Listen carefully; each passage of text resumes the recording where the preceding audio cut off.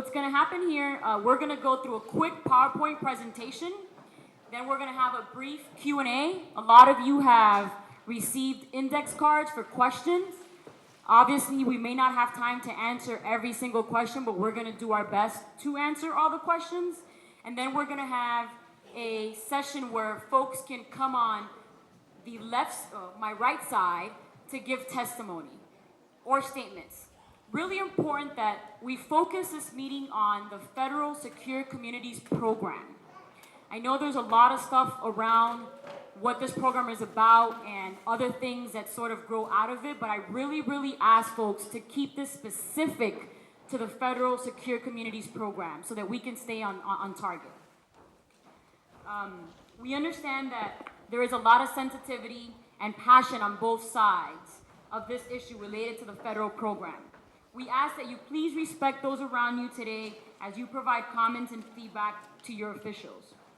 In an effort to include maximum amount of input for Massachusetts residents regarding this federal program, the state has undertaken numerous community meetings, such as this one and the other ones that we've done, to ensure that the Massachusetts residents have a voice in this process, which is what we want. So I thank you. I know it's Saturday and you're all here today, so we really thank you for organizing your communities throughout the state and being here today. And we're now going to get right directly into our PowerPoint presentation. Just to let folks know, once again, I would appreciate some respect if it does get a little bit sort of exciting in here, that you listen to my voice and so that I can sort of moderate this meeting. Thank you. And I'm here today on behalf of the Executive Office of Public Safety and Security and Secretary Mary Beth Heffernan. I'm going to go through a brief PowerPoint presentation today.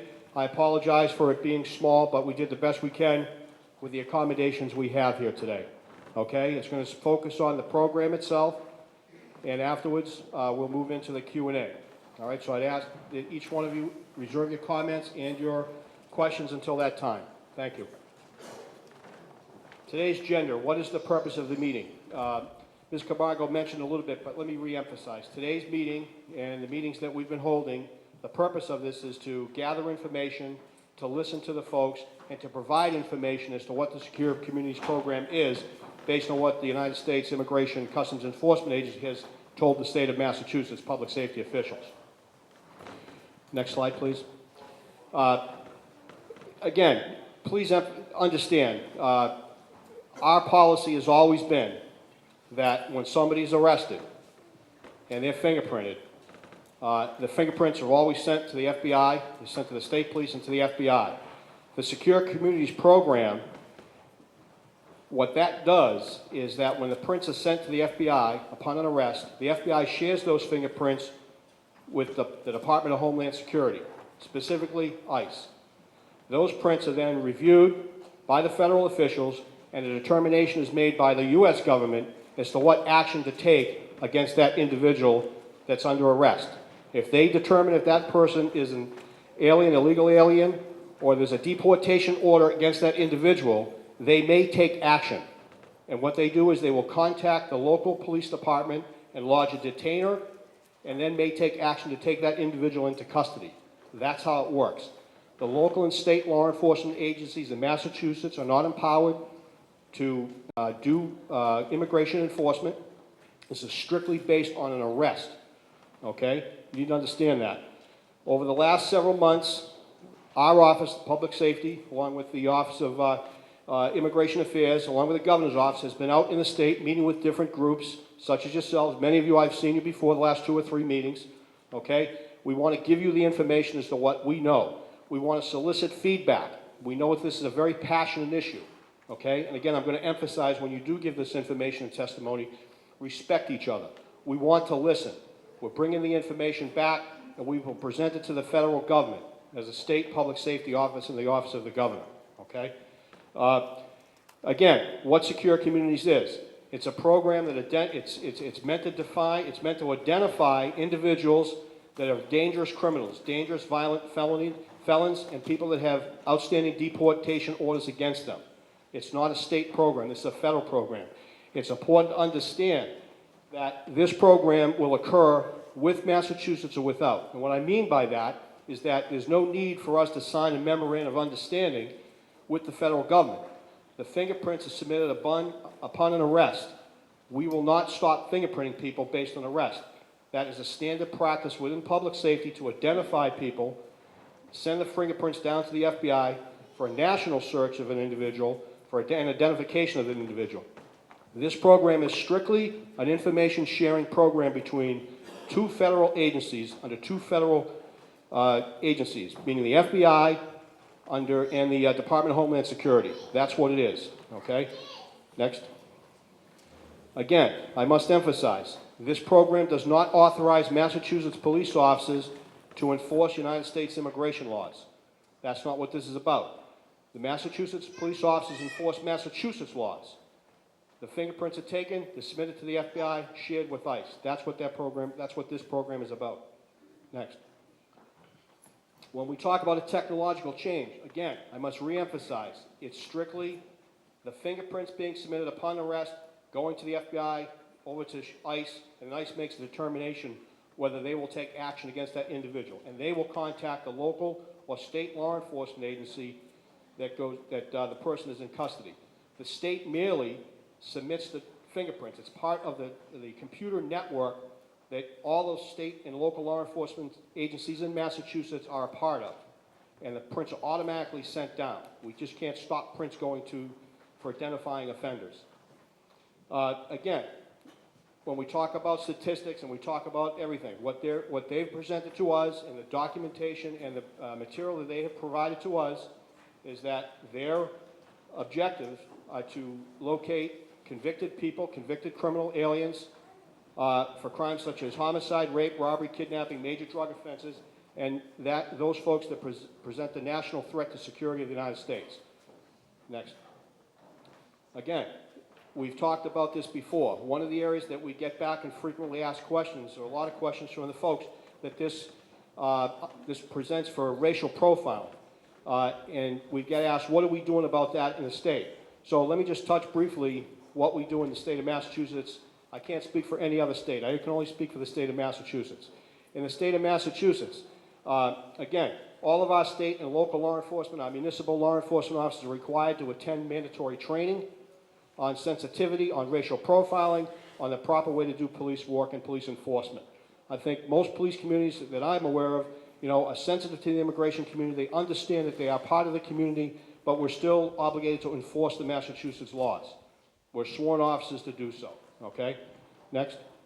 Again, all new police officers receive mandatory training to provide awareness and prevent practice based on racial or ethnic bias. And recently in March, our Executive Office of Public Safety, through a federal grant, was able to build a website for awareness and training on racial profiling and fair and impartial policing. That website is available on mass.gov/EOPS. Okay, we encourage you to view it. There are YouTube videos on what we've done to make and enhance our training and our outreach to all, including the community, including our law enforcement community, our justice community, on racial profiling. Next. Again, I just mentioned that one, so you can move on to the next one. It also, and again, it's against law to racially profile, period. You can read the slide. Again, I just want to reemphasize what this program is before I turn it over to the next section. Again, this is a federal program. Whether we sign a memorandum of understanding or not is irrelevant. The program will occur with the federal government.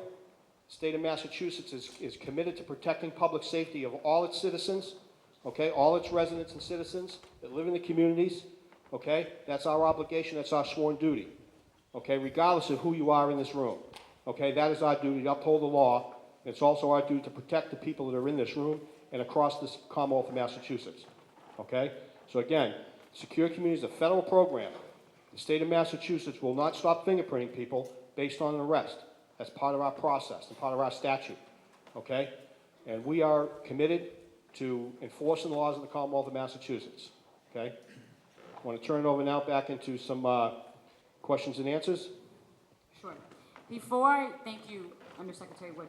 Before I start, forgive me, Senator Fargo, Susan Fargo is in the audience, and I just wanted to acknowledge her. Thank you for being here today.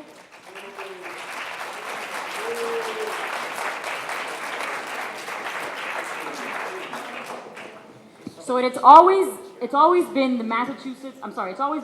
the administration's policy that serious criminals who are here undocumented ought to be deported. The federal government is committed to proceeding with the Secure Communities Program, and the Patrick Murray administration is fully committed to making sure its implementation in Massachusetts is transparent, responsible to the community concerns, and consistent with our values.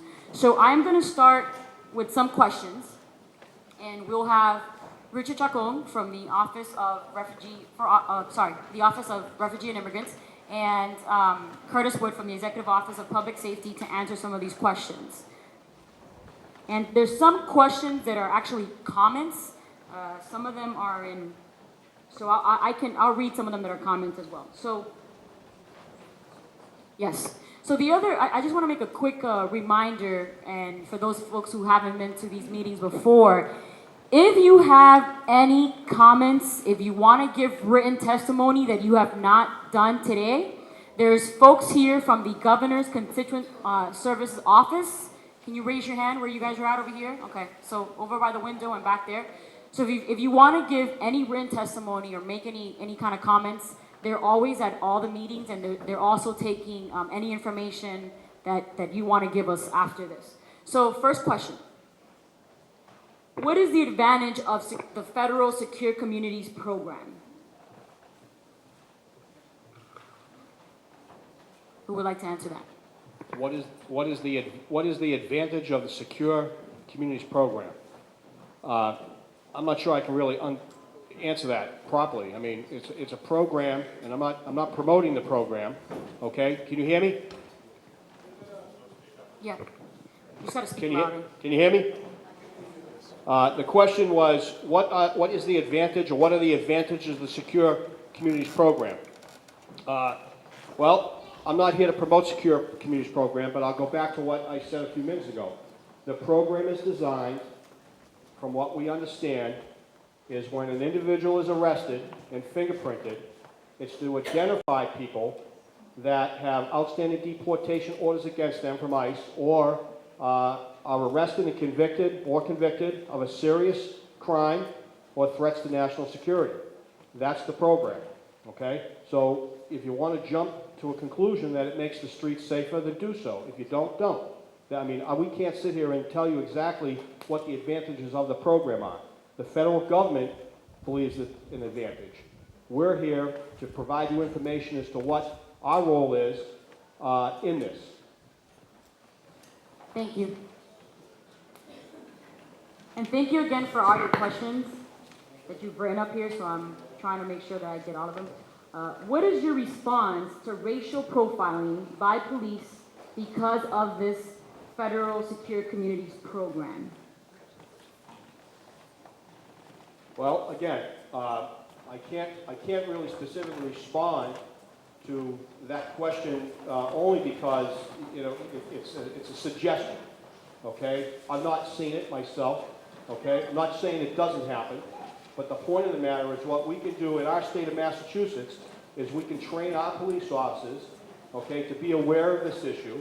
They receive mandatory training in fair and impartial policing. Our police officers are a professional group, and they're held to accountability. And if they violate that accountability or that law, then they have to answer that. Okay, they have to answer to that. So our office, the Executive Office of Public Safety, will continue to work, with the immigrant community, with our local, our municipal, and our state law enforcement to better educate them, to train them, and to be clear and document, what's expected of all of us. That's the best we can do at this point, I think. Yes, Mr. Chacon. Good afternoon, everyone. I'm Richard Chacon from the State's Office for Refugees and Immigrants. I just wanted to add that the intent of the program of Secure Communities is to target criminal immigrants, so serious criminals. We know that in its implementation, it has had a somewhat spotty record, in that individuals who don't have criminal backgrounds have also been detained and in some cases deported.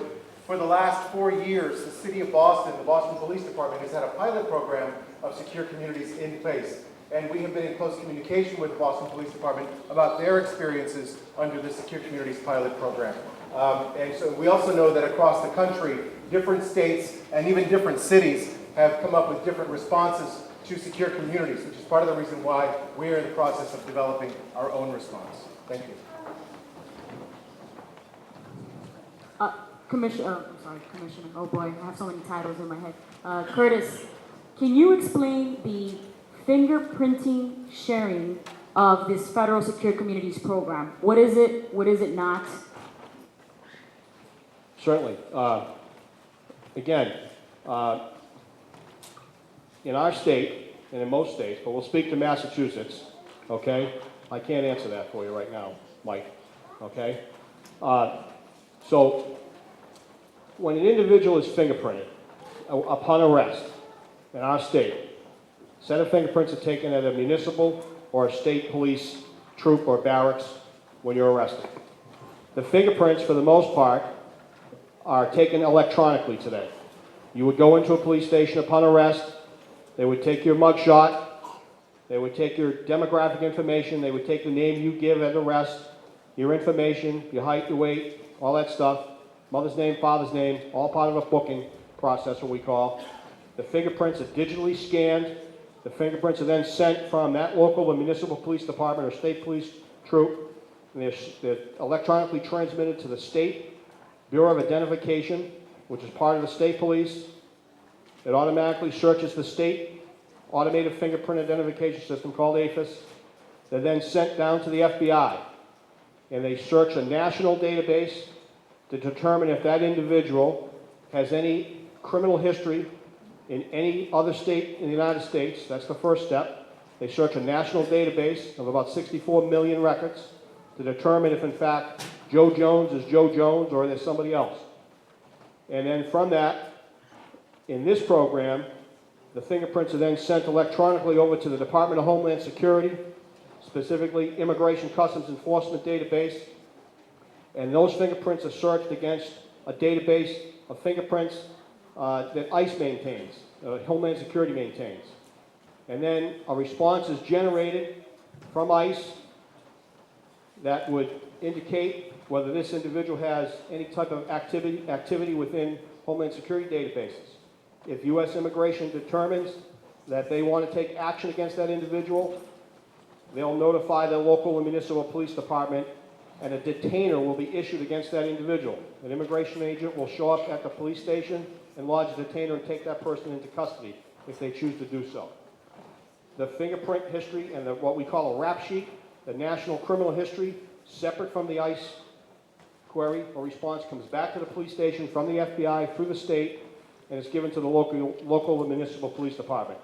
And then that becomes part of the arrest process, and now that person who's in custody has been identified, and we will know what they have for a criminal history. That's how it works. Thank you. And I think you might have answered this, but I'm going to sort of say the question again just to make sure that we all understand. It says, how is this Federal Secure Communities program different than the policy we have now? For instance, if Massachusetts does not participate in the Federal Secure Communities program, will fingerprints collected from Mass go to ICE? Currently, no. Right now, the fingerprints that are taken, the only community in Massachusetts is the city of Boston. The city of Boston submits their fingerprints, they come through the state, they go to the FBI, and they're shared with ICE. If we choose to participate in secure communities, we would notify ICE, they would flip a switch. Now I'm being a little bit, simple here, but it's really a computer generated program that they would flip a switch, and then the rest of the state's fingerprints from all municipal and state police and sheriffs, those prints would then go from the FBI, which they go to now under normal process, and they would be shared with U.S. Immigration. That would be the difference. And then Immigration would then be able to take action based on their read of the record and what they have in their file against that individual, And again, they would contact that municipal or state or sheriff's department in Massachusetts for further action if they chose to do so. So that, again, that's how it works. Right now, only City of Boston. Now, what we also talked about, if we chose to do that and we signed an MOU, that's what will happen. If we don't sign the MOU in 2013, that's still going to happen because the FBI has an agreement and there's federal law between the FBI and ICE and there's federal regulation that allows them to share data. If we submit data from the state of Massachusetts, the FBI can share it. Right now, it's really a voluntary thing. Right, in 2013, it will not be. Thank you.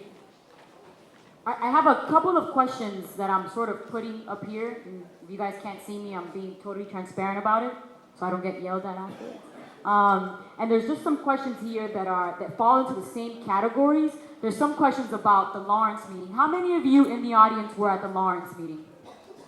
Okay.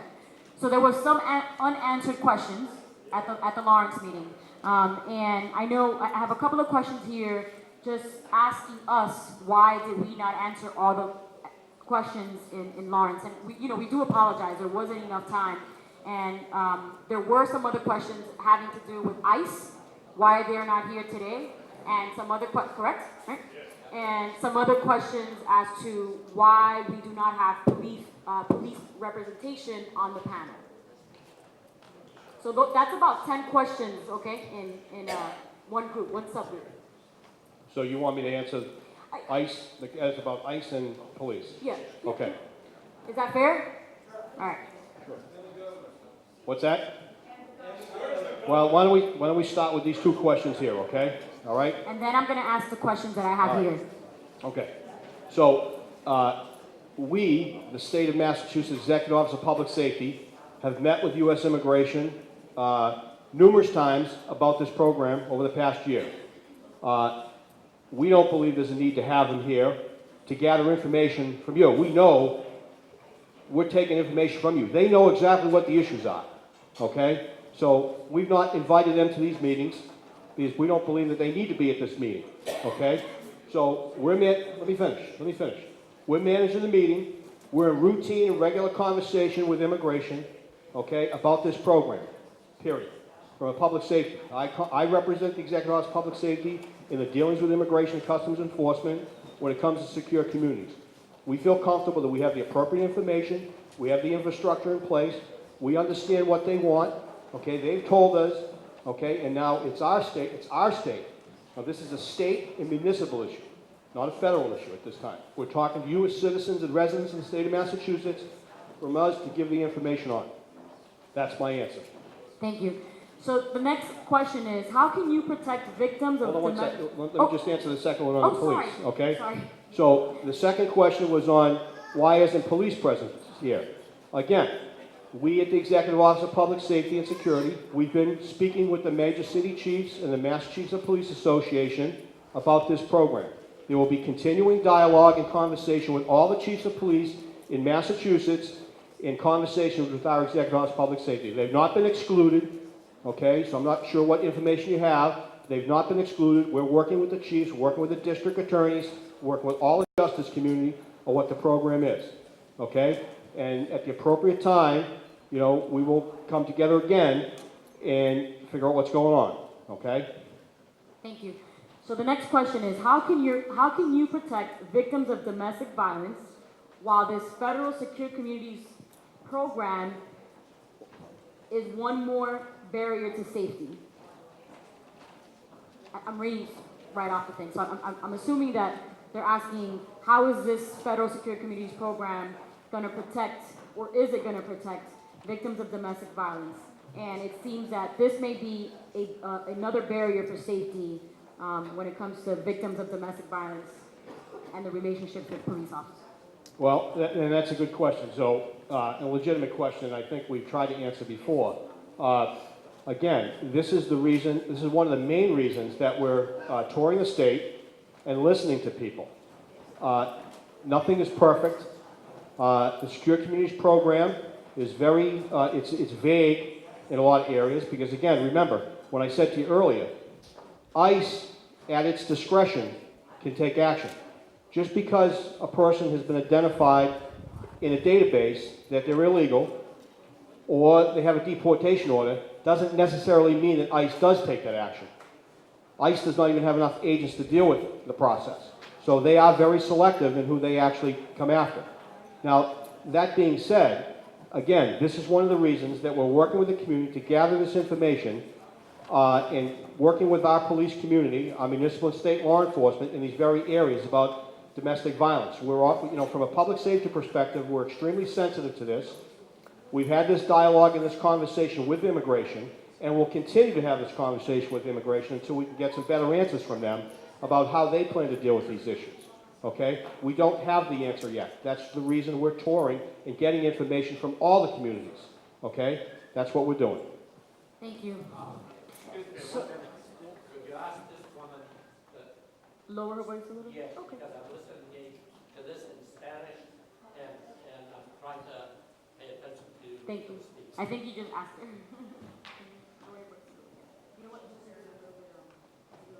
Thank you. Thank you for that.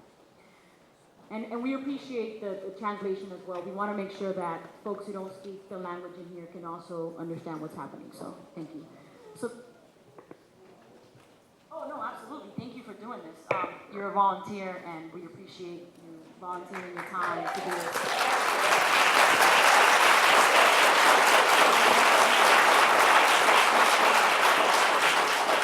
Okay, so the next question is. Sorry?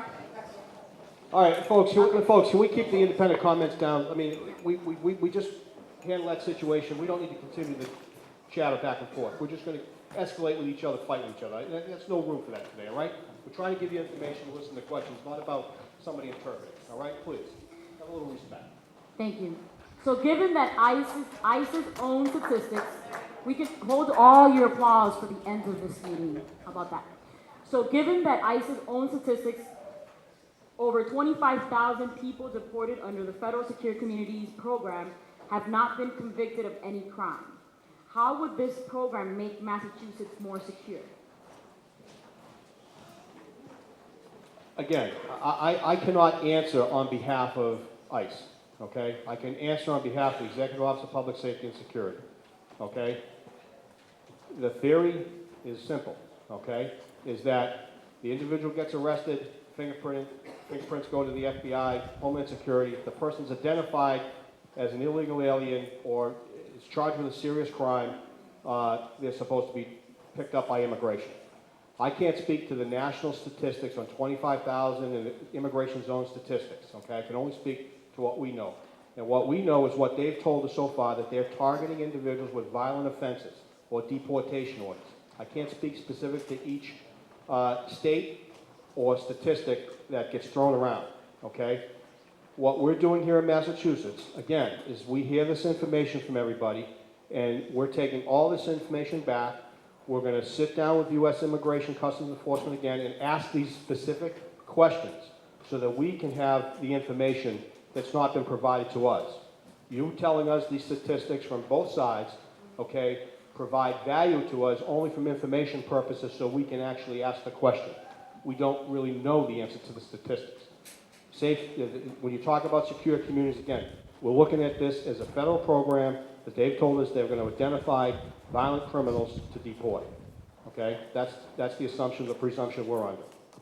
Thank you. So has EOPS, which is the Executive Office of Public Safety and Security, or the governor's staff consulted with the Boston Police Department about their experience with the federal program called Secure Communities? Did anyone report any concerns? We have spoken to the city of Boston, the police department. My understanding is the city of Boston Police Department is pleased with the program, okay? However, Hold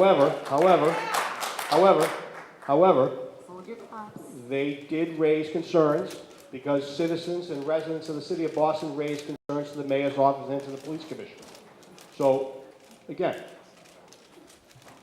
we're taking that information, okay, and we're studying it. We know what the statistics are there. We know what the information that they provided to us there from the city of Boston. But we're also obligated to listen to the rest of the people, okay, that are residents that have a different view of what's going on in the city of Boston. So we're going to take it and we're going to assess it, have some more conversation with ICE until we're satisfied we get the answers we want.